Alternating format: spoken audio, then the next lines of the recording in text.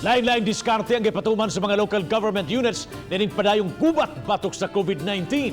Kaya ron pagsiguro nga kalikayan ang pagkatap sa maong batang sa virus o mapatuman sa mga residente ang pipila ka mga protocols. Anong detalye ni Nico Serino. Misting ang pamaagi sa disinfection sa lungsod sa Consolacion. Pagsud pa lang sa mga border sa lungsod, sama niining sa utlanan sa Hagobiao, Mandaue City, sugato na niini ang mga sakyanan. Giinstolar ang hose sa may skywalk aron mas dali nga mahugasan ang mga sakyanan. Gisiguro sa taga-lungsod nga dunay supply sa disinfectant sa dapit ug kung mahurot gani, magpa-refill na sab sila sa fire truck sa BFP. Mga service sa mga ospital, mao na niya ang uban kanang minani matimingan lang nga kanang idibuhos, ma-apel sila.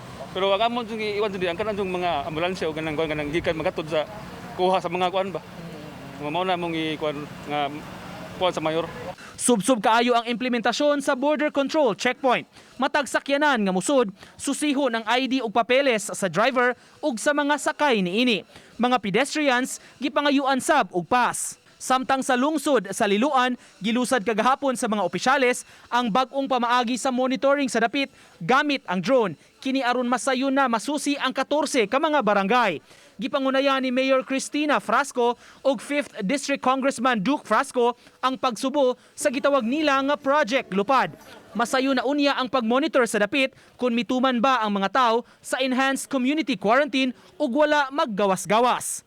So, dako kay ni sag matabang gyud sa atong mga frontliners kay ma-protected man sa gyud sila, no, kay dili na gikinahanglan na kanunay sila ngadto sa mga dagko na mga crowd tungod kay mahimo ng remote ang atong pag-monitor.